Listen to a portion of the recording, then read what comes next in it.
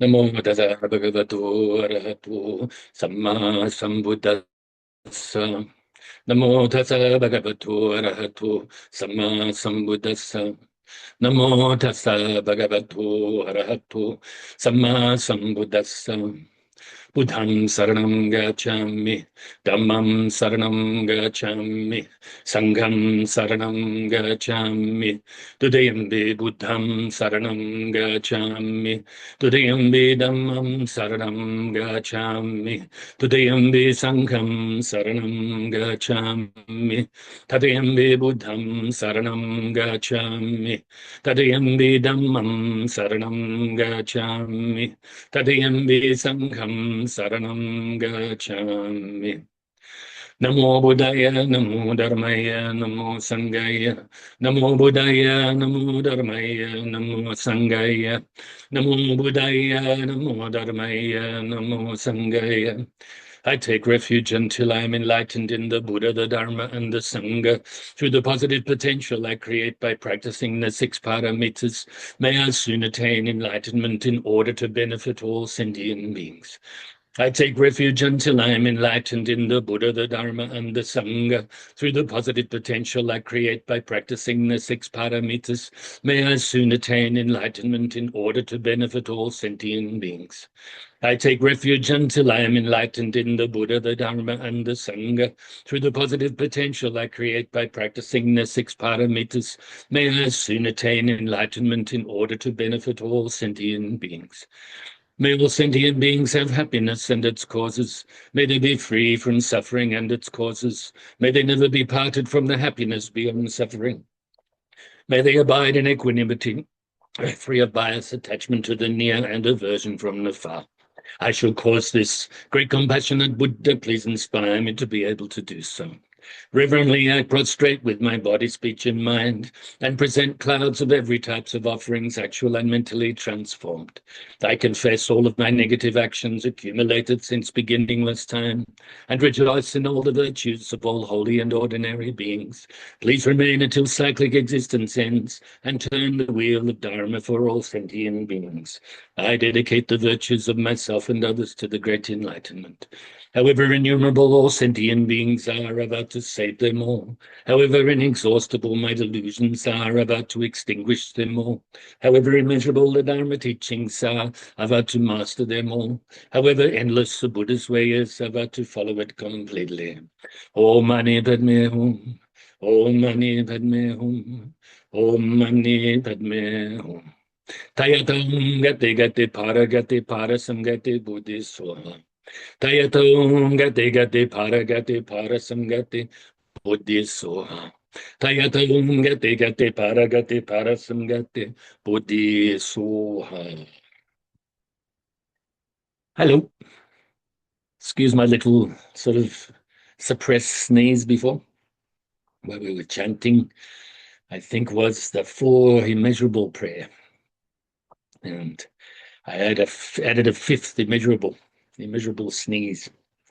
So anyway, I hope everybody's well today. And I hope that you're having a good day and go into the evening for the Aussies, and for in Europe or Britain, good morning. I hope it's not too cold for you. I know it's been raining a lot over there, so my uncle says. And anywhere else in the world, whether you're participating live or looking at the video later, I hope everything is good for you too. So we are coming close to finishing the commentary on this article, meditation and its benefits, getting to know your mind. We have four more paragraphs to go, which we'll spend one class on each one, and there may be a little wrap-up sort of thing, a concluding the conclusions type of thing. Maybe 1 week, maybe 2 weeks of that. And so, yeah, today, what we'll look at today is if we keep our mind upright without wavering, remaining without greed and desire, and we live consciously in the present moment, then whatever we do is practicing the Dharma. Sounds so simple, but it's actually quite deep. I don't know what I'm going to say or what commentary I'm going to give on it yet. When we get to it, then I decide off the top of my head. But yeah, it's pretty obvious on face value, on surface value, surface meaning. You continue to practice the Dharma, maintain virtuous mind, so forth. I'll go into a little bit more detail than that, though. Okay, so now we can do some meditation practice, especially considering that this article is about meditation and the benefits of meditation, of which one is getting to know your mind, getting to know honestly your mind, not like, this is the way I want to be, so this is the way I think I am, sort of thing, guessing, but actually knowing, do we have generosity? Do we have morality? Are we patient? Are we enthusiastic about the right things? And can we persevere even in difficult times? Do we have good concentration? Do we have wisdom? And so forth. And, are we ignorant? Are we greedy? Do we have hatred? Things like that. We get to know our mind on a relative level to realize what it is that we need to abandon, to eradicate, and that what it is we need to keep and nurture and perfect, and so forth. So meditation, very simply, you could say, helps us to calm the mind down, to clear the mind, so that we can perceive these things and eventually go beyond them and realize, for convenience, we can call today the ultimate mind or the enlightened mind. Okay. So be comfortable and bring your mind inside your body.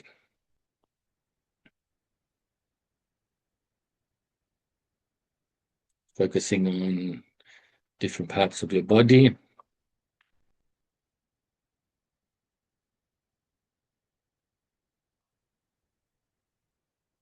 Starting from the bottom, working your way to the top.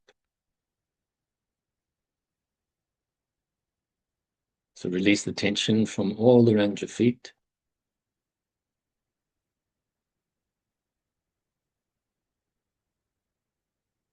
And your lower legs, the knees, and your upper legs. And release the tension from all around your midsection.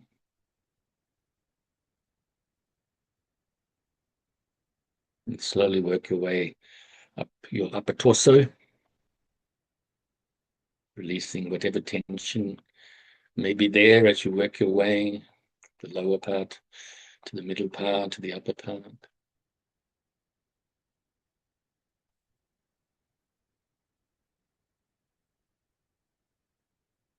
And then release from your shoulders, all the way down to the tips of your fingers.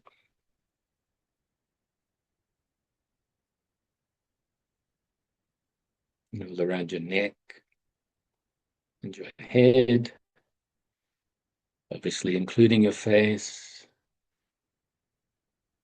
Make sure you're not clenching your jaw or frowning. And from the crown of your head.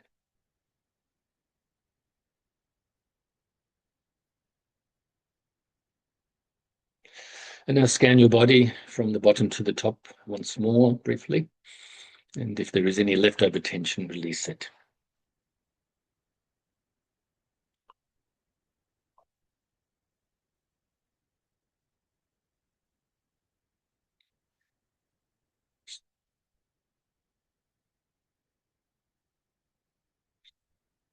Now bring your focus to the tip of your nose initially, and follow the feeling of the breath as you breathe in your nose all the way into your lungs, and back out your nose again.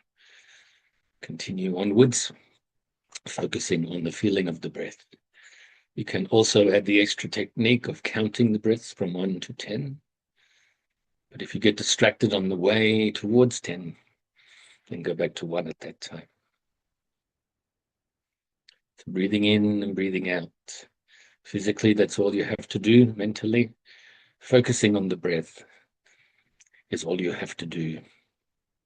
Unless your mind wanders from the breath, then you have to replace your mind back onto the breath. So if thoughts arise, or mental feelings, or mental activities of any type arise, don't cling to them, don't grasp at them, don't try to force them away either, or deny them. But simply let them go naturally by replacing your mind back onto your breath.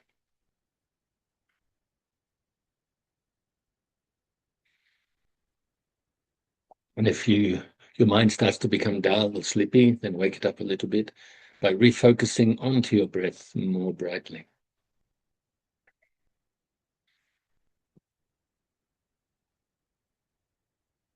Let's practice like this in silence for a little bit.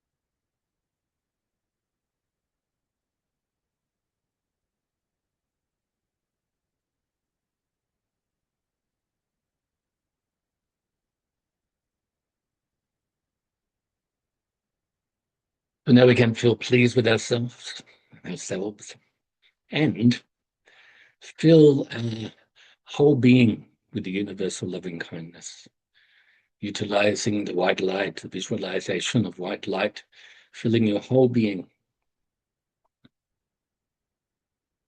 You are your best friend. Your universal loving kindness is full of respect and appreciation and gratitude, kindness, and not separate from compassion.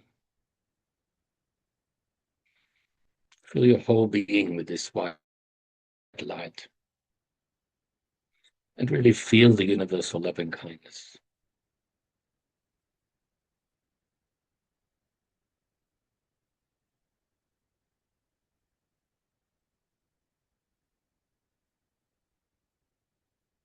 Fill yourself with so much universal loving kindness that it now overflows and radiates outwards. The white light radiates from your heart center and enters into the heart centers of your loved ones initially in front of you, filling their whole being with the white light too, and the universal loving kindness. Have the wish that they are happy, free from suffering, and are peaceful.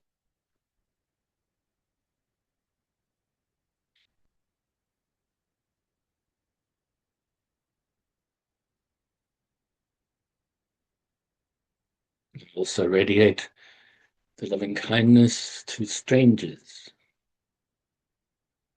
and do likewise.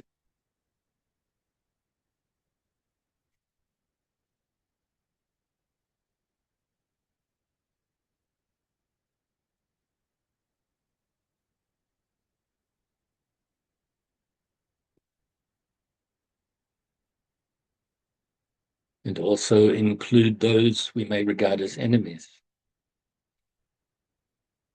and do likewise.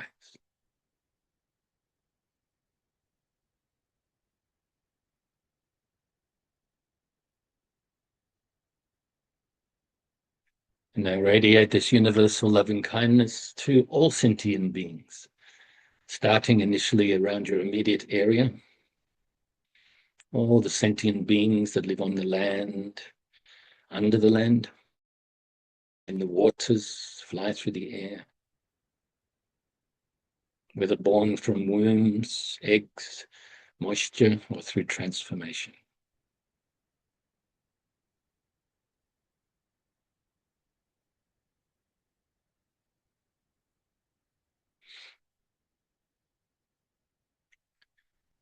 And radiate this loving kindness out further and further distance-wise, now throughout your whole state or county, to all the sentient beings.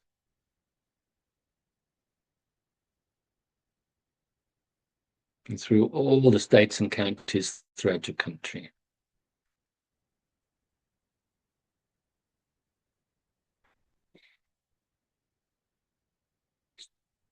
And all the countries throughout the world, as well as all of the oceans and so on.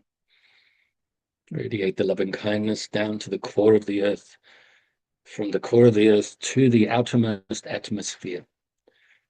And like I said, through all the countries, all of the waters, and beyond this planet, throughout the solar system, and the galaxy, and the whole universe, and throughout infinite space.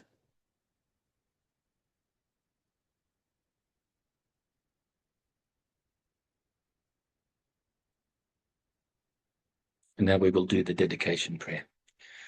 Due to this merit, may I soon attain the enlightened state of the Buddha, so that I may be able to liberate all sentient beings from their suffering. May the precious bodhicitta not yet born arise and grow.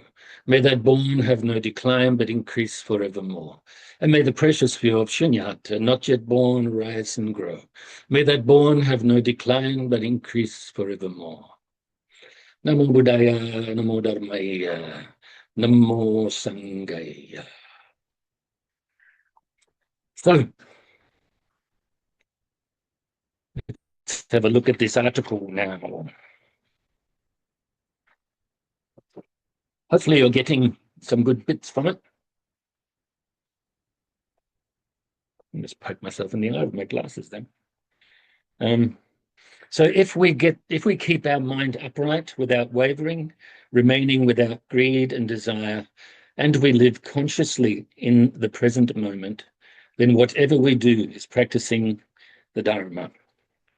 So if we keep the mind, free from attachment and aversion, of course we are not totally free from this, but we should do our best now to do this, to have less attachment, to have less aversion, and hopefully quickly have no attachment, no aversion, achieve this. Then everything we do is practicing the Dharma. And I can also add the bodhicitta intention to to every action that we do to attain enlightenment for the welfare of all sentient beings and to help all sentient beings attain enlightenment themselves. And remember the examples, 3 different types of beings, you could say. We have the shepherd.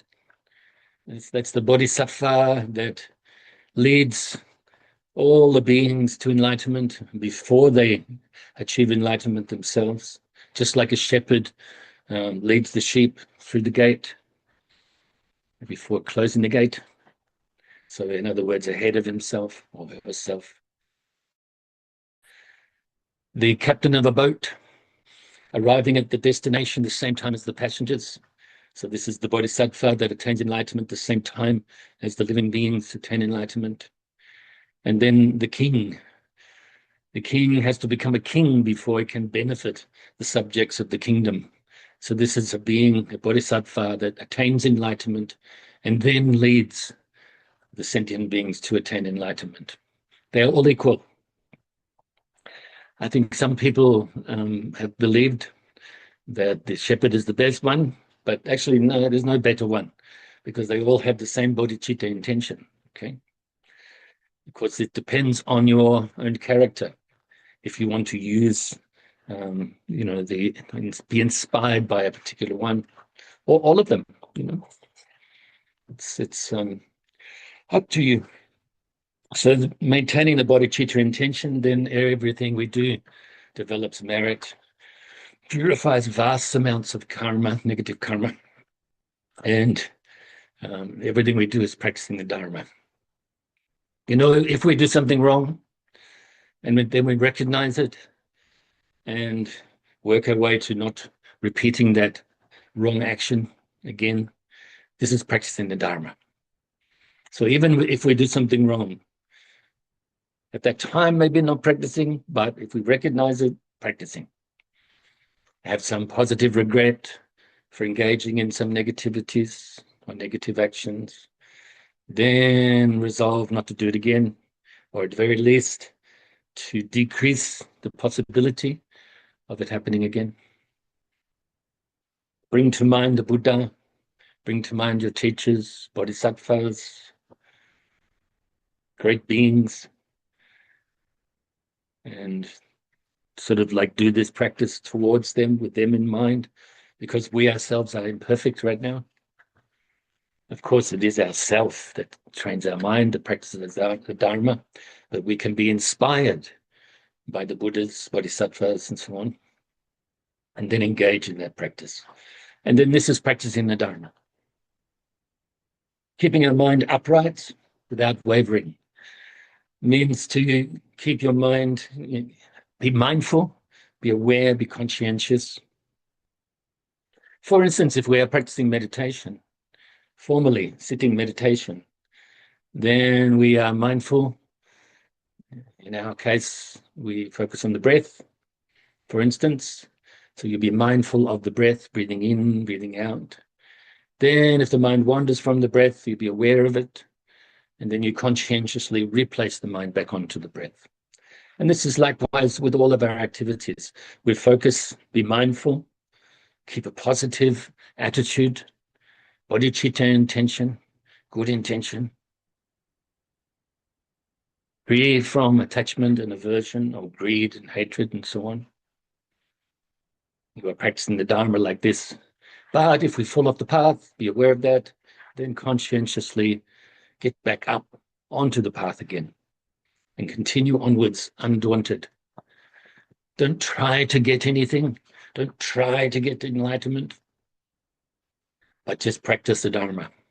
And as we do this, then gradually our negativities, you could say our impurities, our defilements decrease, they lessen. Our good qualities increase, become more perfect. Okay, just naturally, it's interesting. The more momentum that we have in our practice, or I should say, the more natural it is for us to practice, then the more momentum that we have. And the more momentum that we have, this increases, becomes more natural, becomes easier to practice. Sometimes we have to work harder than other times, But with this momentum, we continue to go forward on the Dharma path. So remaining without greed and desire, if ever greed arises, eradicate it at that moment. Like I say, our negative emotions, such as greed and so on, are shy. As soon as we pay pure awareness to them, they melt away. That proves that they don't exist ultimately. And desire, greed and desire, for instance, desire is actually neutral. Depends on what it's based on, isn't it? Could be based on something good. You desire enlightenment. You desire to benefit living beings. It's good desire, or utilizing desire in a good way. Then, of course, most of the time may be neutral. But if we have the negative intentions, then this desire becomes negative. If we desire to hurt someone, for instance, then negative. So,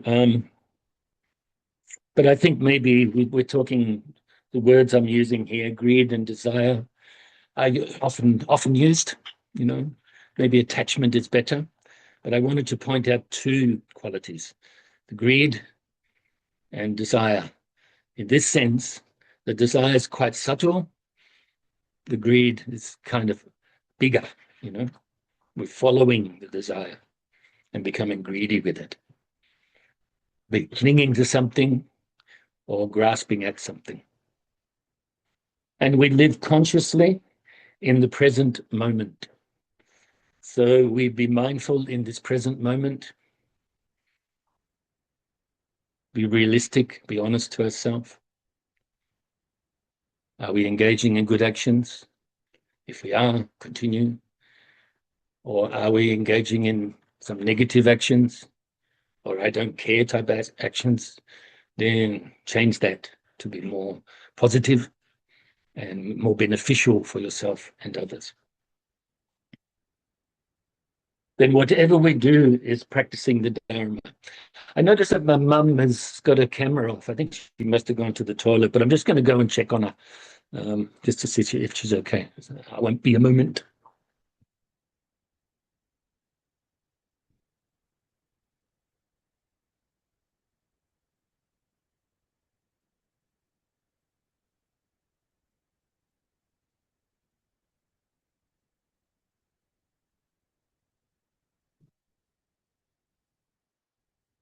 No, she's fine. She's just in the toilet. As we all do. We all have to go to the toilet sometimes, don't we? So, maybe at the moment I can point out this, what we call the 10 non-virtues and the 10 virtues. I have mentioned them to you before. Obviously, closely related to also the precepts. The precepts, of course, come in different enumerations. Different traditions have different enumerations of the precepts, but generally for lay people and monastics, actually, there's 5 that you start out with when somebody becomes ordained. Initially, they have a novice ordination, and they have to keep 10 precepts. Eventually goes on, I think it's 227 in the Theravada tradition, and more for nuns, maybe 350 or something like that. Interesting, isn't it? How nuns have more precepts than the males. I think maybe, and this could be controversial what I'm saying, maybe this is related to the times, to way back when the Buddha was alive, and the females wanted ordination at that time, which was very rare. I think it was the first monastic community, the females in the world. That's what I believe.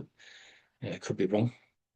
But anyway, so maybe outdated, maybe some of those precepts are not really needed because things are a lot more equal in modern times to do with education, I imagine. And though I don't remember back then. Anyway, so for the Mahayana monks, it's 250 vows. In Tibetan tradition, 252. And then, of course, you have extra vows as well. If you practice the Tantra and the Vajrayana, you have the Tantric vows as well on top of that. You also have the Bodhisattva vows, which can enumerate, you can enumerate that as 16 in one tradition, 48 in another tradition. If you have all of the vows, 64 of the Bodhisattva vows. So it's up to us, what we keep, the precepts that we keep. At very least, we need to not kill, not intentionally kill. That's the first precept. Now, of course, like I said, the monastics, most traditions, pretty much almost all traditions, the monks and the nuns practice celibacy. And so therefore, the vow or the precept to not engage in harmful sexual activity doesn't come into play. It's no sexual activity, But pretty much apart from that, the first 5 precepts are the same. Don't kill, don't steal, don't tell non-truths, or practice wrong speech, such as lying and slandering and using harsh language and gossiping and so on. To avoid that.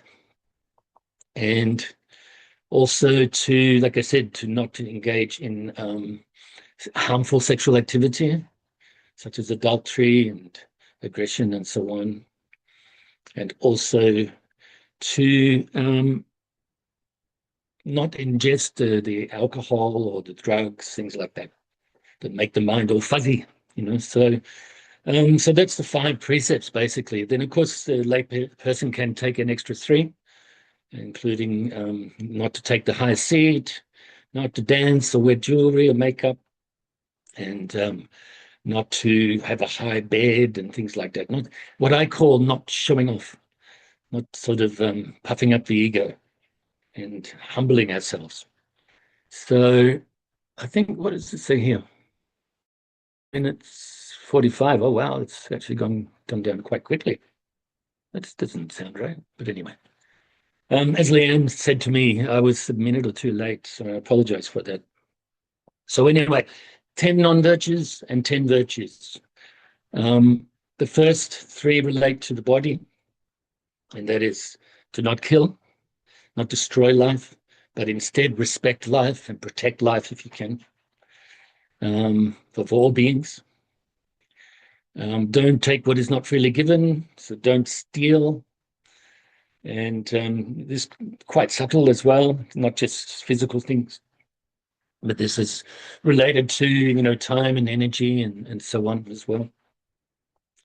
And like I said, don't engage in the harmful sexual activity. Then with the speech I mentioned before, avoid lying, avoid slandering or dividing others, avoid the harsh language or using harsh language, abusive language, and avoid meaningless gossip. To do with these relate to the body and the speech. Instead, what you should do is you should respect life, like I said before. You should be generous and giving of your stuff, but also yourself and your energy, your good vibes, and so on. If you do engage in sexual activity, to do so with care, responsibility, or if it is, like I mentioned, in your lifestyle to not, then don't engage in that activity at all. Then, of course, speak the truth, speak to unite people, speak skillfully, and you could say sweetly, and speak with good meaning. Remember that we speak because we want to communicate with others. But so often we are just repeating what we already know. So if you are not communicating with others, if you're only speaking to try to impress others, or just because you like the sound of your own voice, then maybe we should be more quiet, more reflective, train the mind more silently. Then we have the last 3 of the 10 non-virtues, and then on to virtues. To avoid having a covetous mind, to always desiring a desirous mind, always wanting things, wanting what others have, for instance. And instead, Have a mind that is generous and open, less attached, and eventually no attachment, no desiring, no greed. And then we have good intentions, not bad intentions, not harmful intentions. And then, of course, base our existence on having the right views, not the wrong views. So they're the 10 non-virtues and the 10 virtues, just kind of abstractly. I thought I'd mention that. I know we're just about finished now. So 1:20 is the amount of time we've got left. If we keep our mind upright, without wavering, remaining without greed and desire, and we live consciously in the present moment, then whatever we do is practicing the Dharma. So hopefully you agree with that. Then the following 3 paragraphs that we will cover the next 3 weeks. Our practice is not just about external form. It is about experiencing with our mind. When the mind is clear and stable, our behavior will not go astray. Not only will we be happy, others will also feel safe and secure in our company. This is practice. The mind must be clear and stable and not follow the changing external environment. When a situation arises, our mind shouldn't be swayed immediately by our surroundings. This is practice. Have a great time getting to know your mind. Keep your mind calm, clear, flexible, and wholesome as much as possible. Let go of any unwholesome thoughts or attitudes. Be peaceful, loving, and kind. That's all. Quite simple and uncomplicated. And I rejoice in your meritorious goodness, as always. Take care, and I'll see you next week.